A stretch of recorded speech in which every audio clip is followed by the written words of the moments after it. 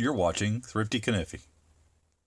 Hello everyone and welcome to Thrifty Kaniffy. So today we've got a CRKT knife I'm going to be taking a look at. Confidence in hand. Here's your box. Your side. Model number is 7100. This is a Richard Rodgers Slipjoint design. It's called the Venandi. And here we are. The Venandi is 4 1/8 inch length. It has layered, multi-layered G10 handles, black and brown. You can see the layering here. Let's take a closer look. And then we have these stainless steel T-nuts that hold it together.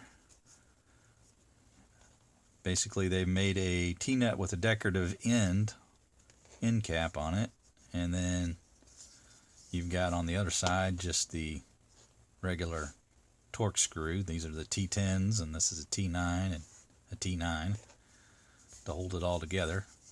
And they have this sort of faux bolster with the little cavity that they've put into the handle and give it sort of a set it off at the top there like a bolster. Now these don't have any liners on them, right? So you just got the stainless spring. And the blade's pretty well centered. It is a 8CR18 mauve blade steel that measures about 3 1/8 inch long. You've got a nail nick, and you've got this bead blasted finish, which is really smooth and nice in the hand. There's a look at the grind. Your CRKT logo there at the top. But the grind on it's really nice, and I like the nail nick on it. It's kind of doesn't draw too much attention to itself, you know. Then on the other side here, you've got another really well grinded edge there with Rodgers design and the model number there, 7100. This has a half stop, right, with a nice pull on it. I think that pull on it's pretty much 100% ideal. I'd say it's about a 7 to 7.5. Locks up really well. And any kind of a knife like this where it's not a lock back, you're going to want a really good lock up, and you get that with this really sharp blade, which I'll demonstrate later. But a lot of things to like about it. Now, this is not the cheapest of knives. After shipping and tax, I paid $38 for it. It's like $32 at Knife Center. You can get a little cheaper at Chicago Knife Works. I'll throw up images of that. And I think it's $33 on Smoky Mountain Knife Works. And the things I like about it is it's very lightweight. You have a very large knife for a very lightweight, comparatively speaking. You know, 4 1/8 inch handle, but it's only 1.8 ounces. So it's a very light knife for its size. And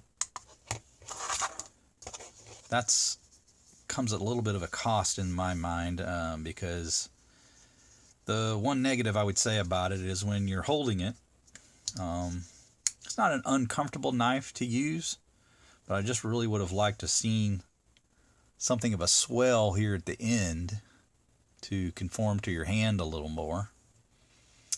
Otherwise, you kind of just feels like you're holding a yardstick, if that makes sense. It's just real thin.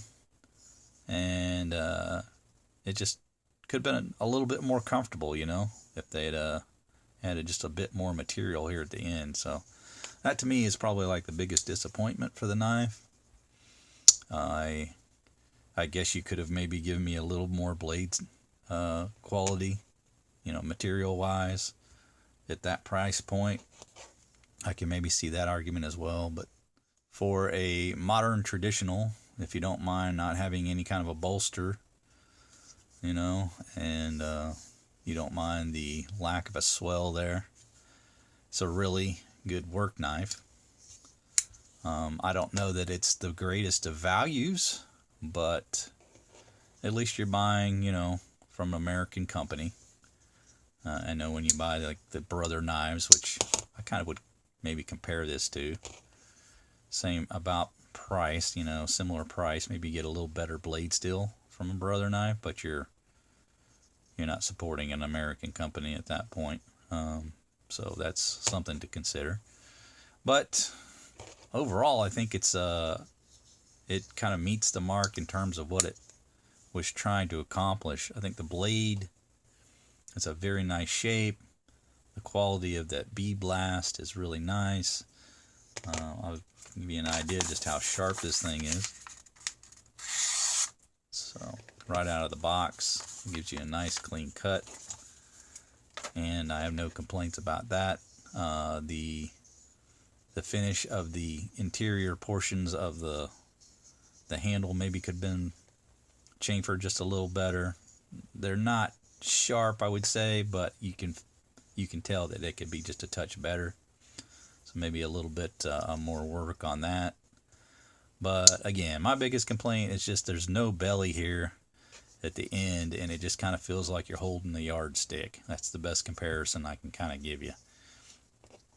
There's a little bit of a hump here in the middle, which is nice to kind of fit between the knuckles, you know.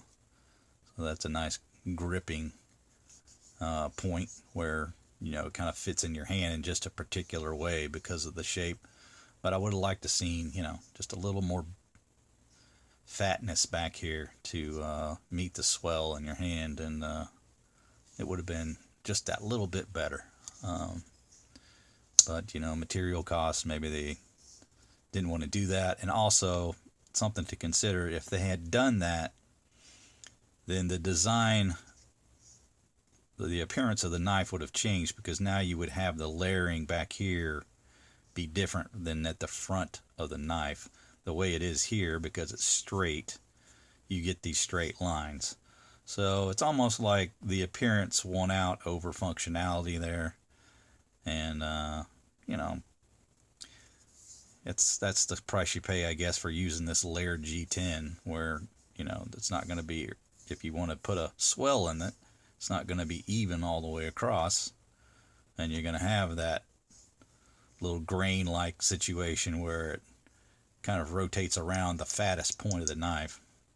And so they got around that by just making it flat. But that's where I am with this one. I took a poll, and you guys responded, and it was pretty split down the middle. I think about 55% of you liked it, and then the other 45% were like, it's okay, or no, not at all. Got some pretty good comments and feedback on this knife, so I don't expect everyone who watches this video to be enamored with it, but for a modern traditional, at least CRKT is doing something to reach out to the traditional crowd. Now maybe they're just trying to pull in some people into the modern stuff. I don't know if that's the case, but it's not going to work for me. I'm not going to buy their modern stuff. Just not interested. But at least for Slipjoint guys, you know, they did throw us a bone here, and Richard Rodgers, I think, did a pretty decent job on the design. And so just, I guess, comes down to a question of whether the price is worth it. You know, you're not getting the greatest blade steel, but it's still pretty solid blade steel. 8CR is nothing too bad, and it's just not going to be like most modern knives where you're paying a lot more for the blade material. But there you have it, guys. Kind of middle of the road knife for me. I could take it or leave it, but I think it does, you know, it because of the action on the blade and everything, does serve a purpose, and you're going to have a nice work knife if you buy one of these. So there you have it. CRKT Venandi. That's going to do it for me, guys. Hope you guys have a great day. Do take care.